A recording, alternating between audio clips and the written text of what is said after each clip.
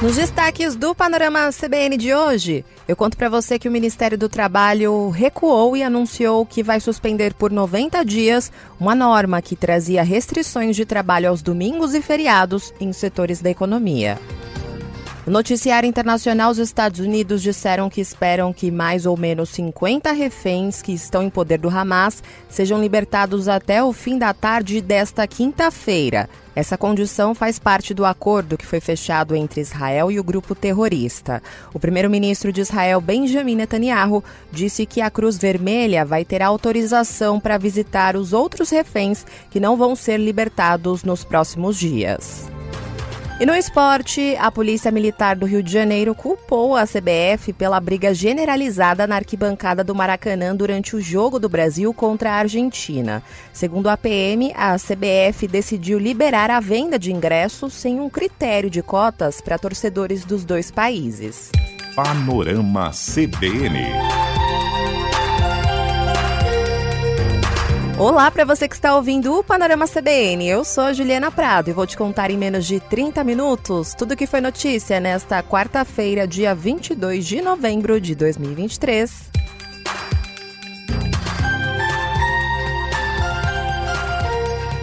E eu começo esse episódio contando para você que o governo federal decidiu recuar de uma decisão hoje e anunciou que vai suspender por 90 dias aquela decisão que trazia restrições de trabalho aos domingos e feriados em setores da economia. A medida havia sido duramente criticada pelo setor empresarial, que temia perdas no comércio agora no fim do ano. Se por acaso você está perdido nessa história, ouça as duas últimas edições do Panorama CBN, porque tanto eu quanto a Bianca Santos tratamos sobre esse assunto. E justamente depois de muita pressão das entidades empresariais, o governo voltou atrás. A nossa repórter Isa Staciarini conversou hoje com integrantes de centrais sindicais que se reuniram hoje com o ministro do Trabalho, Luiz Marinho, e também com empresários, que concordaram em suspender essa decisão por 90 dias e criaram uma mesa de negociação durante esse período. Essa medida ela foi adotada na semana passada pelo Ministério do Trabalho e estabelecia que setores do comércio e serviços só poderiam funcionar aos domingos e feriados, e isso se houver negociação com sindicatos ou uma lei municipal permitindo isso. E a suspensão dessa portaria, dessa medida que aconteceu hoje, pode ser uma saída para o governo evitar um desgaste no Congresso Nacional, porque enquanto estava rolando essa reunião, parlamentares da Frente do Empreendedorismo queriam aprovar na tarde desta quarta-feira um projeto de lei para suspender essa medida aí do Ministério do Trabalho. E se o governo não recuasse, poderia haver essa medida ser derrubada no Congresso Nacional de forma definitiva. No Senado, hoje a Comissão de Assuntos Econômicos aprovou o texto base do projeto de lei que prevê a taxação das offshores e também de fundos de investimento exclusivos para pessoas de alta renda. Essa medida ela foi aprovada em uma votação simbólica e a taxação de offshores e também de fundos exclusivos é parte do pacote de medidas que é bem defendida pelo Ministério da Fazenda para aumentar a arrecadação no ano que vem. A estimativa do Ministério é que essa medida representa um recolhimento de tributos de cerca de 20 milhões de reais no ano que vem. E é um valor super considerável e também essencial pelo governo, porque com isso eles vão conseguir fechar as contas e chegar ao déficit zero em 2024. Essa proposta, como eu contei para você, foi aprovada hoje e altera a taxação de lucros com offshores, que são aqueles rendimentos obtidos fora do país por meio de empresas ou de aplicações financeiras. Geralmente só pessoa rica que tem esse tipo de investimento.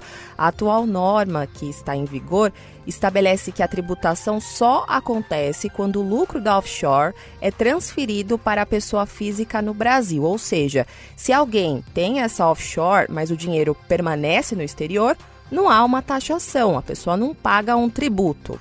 Agora, essa norma que foi aprovada no Senado determina que a tributação ela só vai ser feita uma vez ao ano, em 31 de dezembro, e vai ser de 15%. Já em relação aos fundos exclusivos, o imposto também é cobrado apenas no momento do resgate da aplicação, o que fazia com que muitas pessoas adiassem esse resgate. A tributação dos fundos exclusivos vai ser agora realizada 2 vezes ao ano, a cada 6 meses, o chamado de come-cotas, que já é aplicado hoje a outros tipos de fundos. Pelo texto que foi aprovado hoje, a taxa vai variar conforme o tempo de duração dos investimentos, ou seja, 15% no caso de fundos de longo prazo e 20% no caso de fundos de curto prazo, com até 1 ano ou menos. Sobre esse assunto, o senador Alessandro Vieira, que é relator desse projeto, disse que as novas regras equiparam o sistema de tributação no Brasil às práticas internacionais. E volto a reiterar a importância do projeto como um passo adiante na justiça tributária no Brasil, garantindo tributação em parâmetros absolutamente compatíveis com a média internacional daqueles que mais recebem, que mais têm recursos para contribuir com o nosso país. Hoje foi um dia bem movimentado no Senado. Lá na Comissão de Constituição e Justiça, os senadores aprovaram por lá o projeto de lei que agrava a pena para o crime de feminicídio. Esse tipo de projeto de lei é conhecido como pacote antifeminicídio e esse projeto torna esse crime, o feminicídio, em um crime autônomo e prevê outras medidas para prevenir e coibir a violência contra a mulher. Só para você entender melhor pela legislação que está em vigor, o feminicídio é definido como crime de homicídio qualificado. E nesse caso, o fato de ser um assassinato cometido em razão da condição feminina da vítima contribui para o aumento da pena. E a pena atual para homicídio é de 12 a 30 anos de prisão, mas com esse projeto vai passar para 20 a 40 anos de prisão.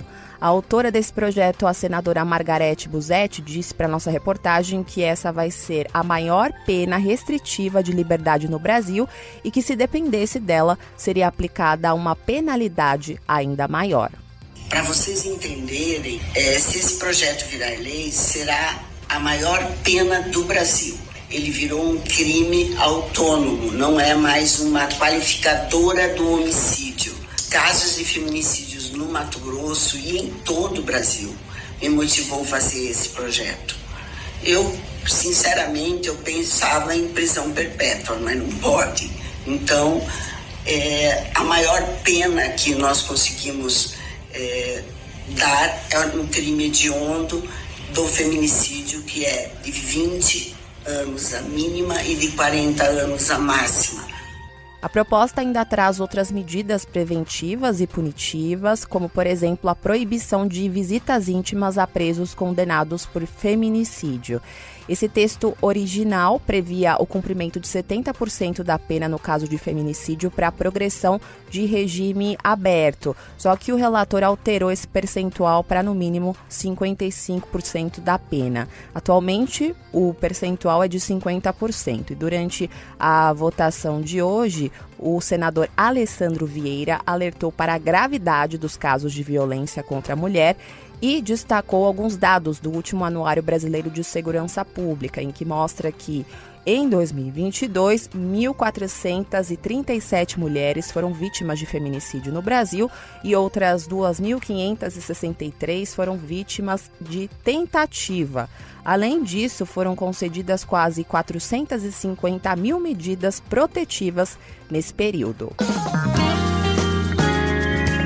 Na economia, os Ministérios da Fazenda e do Planejamento anunciaram hoje um aumento na projeção do rombo das contas públicas em 2023.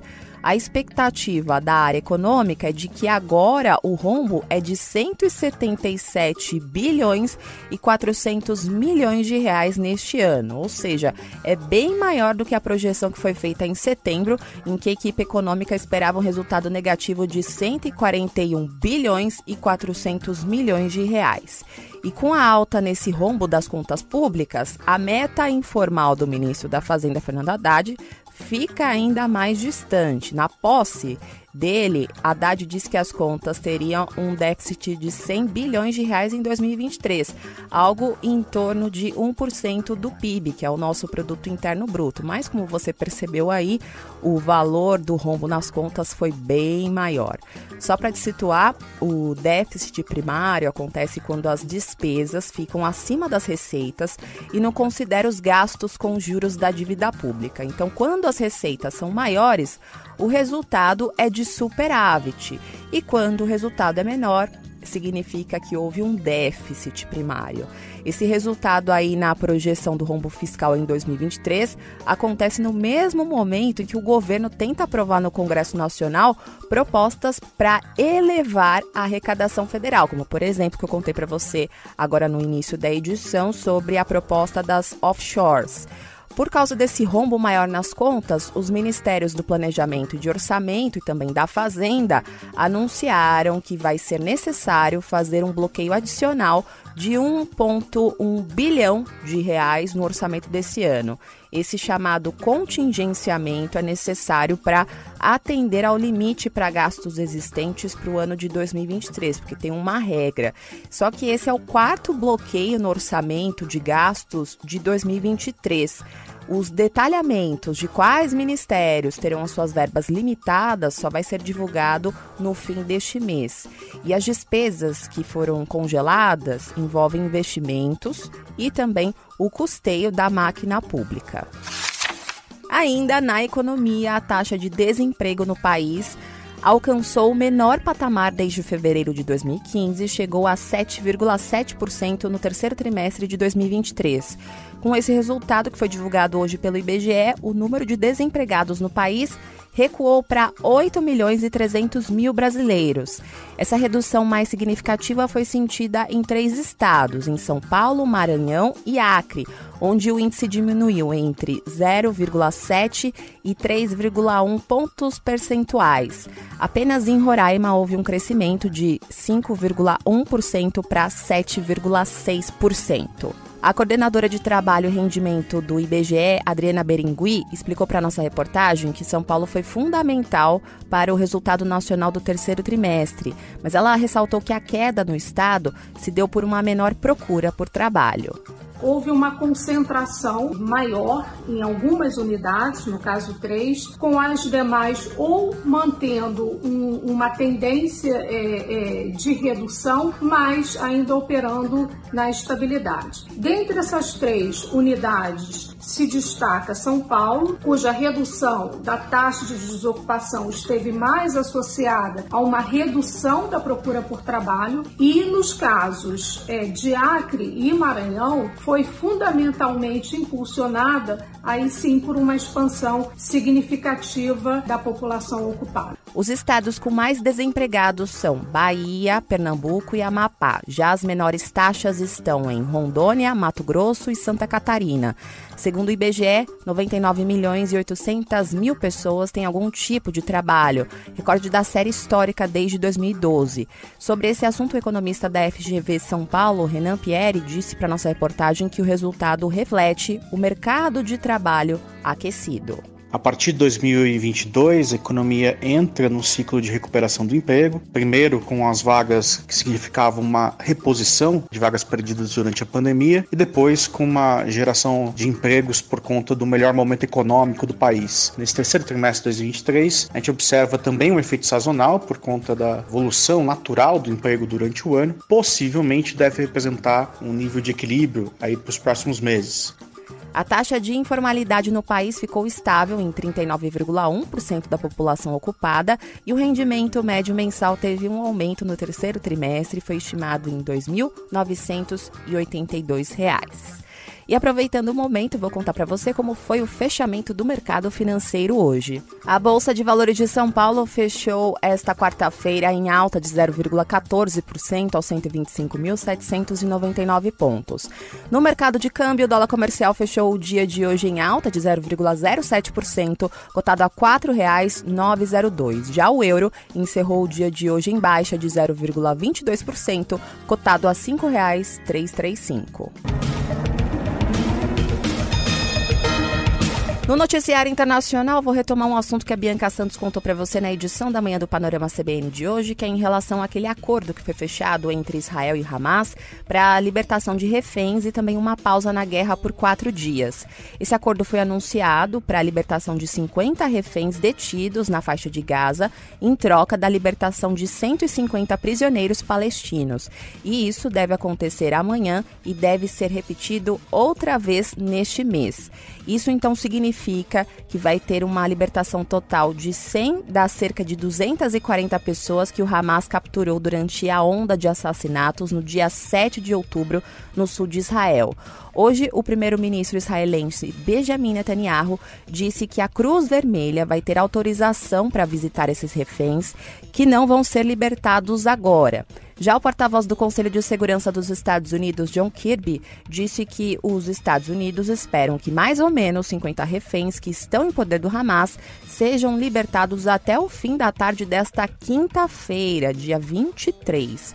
O porta-voz do Exército de Israel, Daniel Hagari, disse também hoje que a libertação de reféns é uma operação complexa e que a forma como isso vai acontecer ainda não foi finalizada e que pode demorar muito tempo.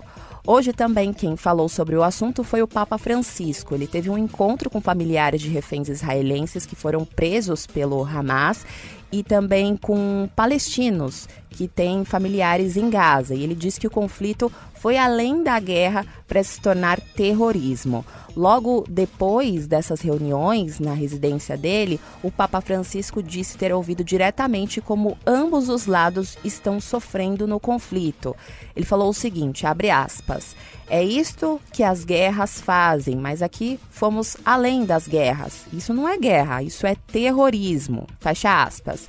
Ele ainda pediu orações para que ambos os lados não sigam em frente com paixões que no final matam a todos. Pelas redes sociais, o Papa Francisco exigiu mais diálogo e negociação em vez de uma montanha de mortos.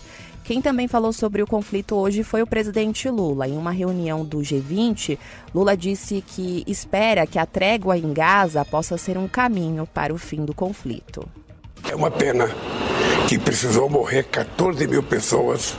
É uma pena que precisou morrer 5.600 crianças e praticamente 6.800 pessoas desaparecidas para que os seres humanos que estão envolvidos nessa guerra tivesse a sensibilidade de parar para conversar e de parar para negociar. É preciso que os humanos voltem a ser humanos, a se comportar como humanos, para que a gente tenha menos guerra. Espero que esse acordo possa pavimentar o caminho para uma saída política e duradoura para esse conflito e para a retomada do processo de paz entre Israel e a Palestina. Por fim, hoje também a chefe do Unicef, Catherine Russell, disse no Conselho de Segurança da ONU que a faixa de Gaza é atualmente o lugar mais perigoso do mundo para uma criança. A porta-voz do Unicef disse que considera que as pausas humanitárias não são suficientes para pôr fim à carnificina. Ela também concluiu que mais de 5.300 crianças palestinas morreram em apenas 46 dias, o que representa 115 crianças por dia durante semanas e semanas. Para ela, esse número é algo sem precedentes, a qual se somam os riscos de epidemia e o aumento massivo de desnutrição.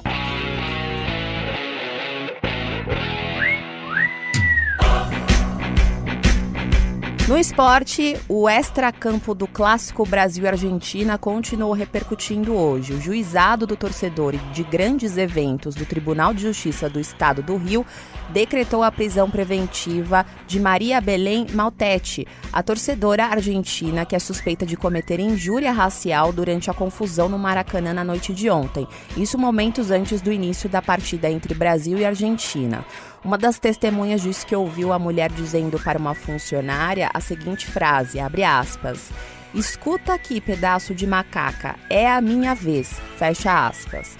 Para o juízo responsável, ficou demonstrada a prática de injúria racial, uma vez que houve ofensa à dignidade da vítima em razão da cor, raça e etnia. Além de Maria Belém, outros 17 torcedores foram encaminhados ao posto do juizado do torcedor em grandes eventos, lá no estádio do Maracanã, por provocarem tumulto, desacato, resistência e furto. As punições aos infratores foram transações penais, ou seja, pagar uma multa, e no caso de um torcedor, o Roberto Jefferson Gomes Peixoto, teve uma medida cautelar para que ele se afaste de estádios e compareça ao juízo. Como grande parte aí dos envolvidos não foi levado ao juizado, a Justiça expediu um ofício ao secretário de Polícia Militar, o coronel Luiz Henrique Marinho Pires, para tentar explicar o que aconteceu, o que deu de errado.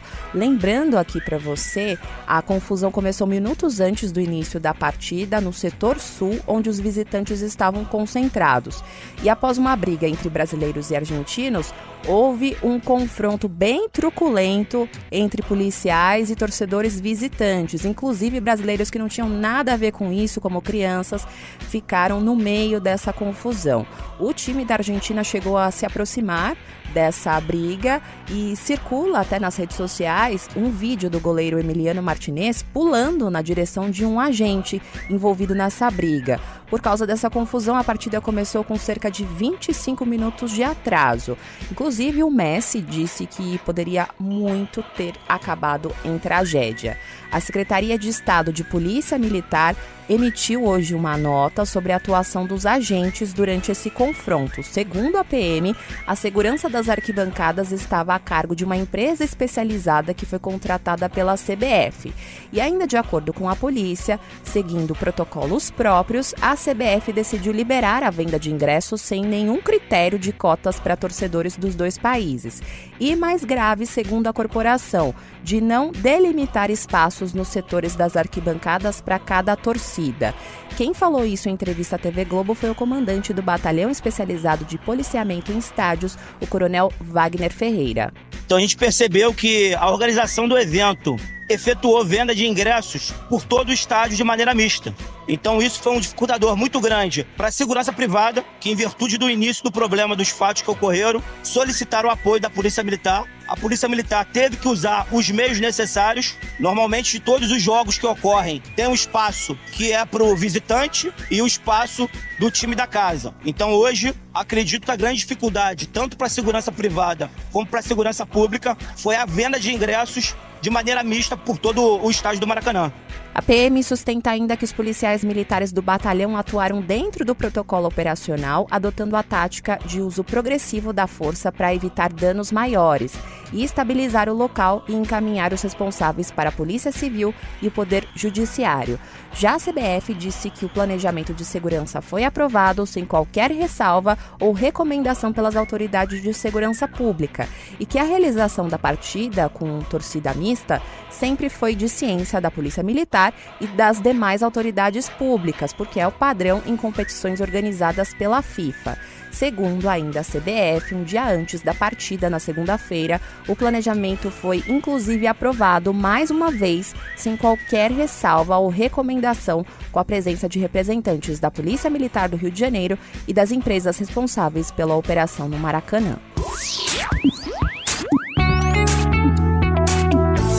E para fechar, vou te contar uma história que vem lá do mundo da tecnologia, porque teve uma reviravolta. E eu vou contar o contexto antes de seguir aqui com a informação.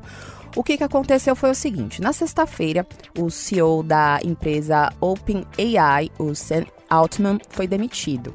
Essa empresa aí é a criadora do ChatGPT e ele é um dos fundadores dessa empresa. Ele foi demitido pelo conselho da empresa, que disse que não confiava no executivo para liderar os negócios e que ele não era consistentemente sincero nas suas comunicações, sem citar aí os exemplos desse comportamento. Na sequência, a empresa anunciou que tinha uma nova CEO. E em solidariedade, a saída do criador do Altman, várias pessoas começaram a pedir demissão da empresa. Na segunda-feira, a Microsoft anunciou que Sam Altman foi contratado para liderar uma nova equipe de pesquisa em inteligência artificial na empresa. Mas hoje veio a reviravolta. Após um acordo com a OpenAI, Sam Altman voltou ao cargo de CEO da empresa. Ele também se manifestou nas redes sociais e disse que ama a OpenAI e que tudo o que fez nos últimos dias serviu para manter a sua equipe unida. Já Greg Brockman, que tinha se demitido da presidência do conselho da empresa em solidariedade a Altman, também foi recontratado. Os dois voltam agora para a OpenAI, mas continuam fora do conselho. Altman disse que na sua volta quer desenvolver a forte parceria da inteligência artificial com a Microsoft. Hoje, o CEO da Microsoft disse que está encorajado com essa nova reviravolta. Panorama CBN. Agora eu vou indo nessa. Muito obrigada pela companhia de hoje. O roteiro e a produção deste episódio foram feitos por mim e a sonorização é do Anderson Wendel, o Tico. E você pode me encontrar lá nas redes sociais, no @Juliana_Deprado no Twitter, no Insta é só procurar por @JulianaDeprado e tem também o e-mail que é o juliana.prado@cbn.com.br. Além disso, você pode seguir, comentar e dar 5 estrelas no Spotify, seguir a gente lá no Apple Podcasts, no Deezer você pode favoritar a gente, no Google Podcasts você pode se inscrever, no Cashbox você pode se inscrever e dar like, na Amazon Music você pode seguir a gente e na Alexa você pode colocar o Panorama CBN como resumo de notícias na sua rotina de bom dia ou boa noite. E não se esqueça que amanhã tem a edição da manhã do Panorama CBN a partir das 7 horas da manhã com a Bianca Santos. Combinado? Beijos pra você e até mais!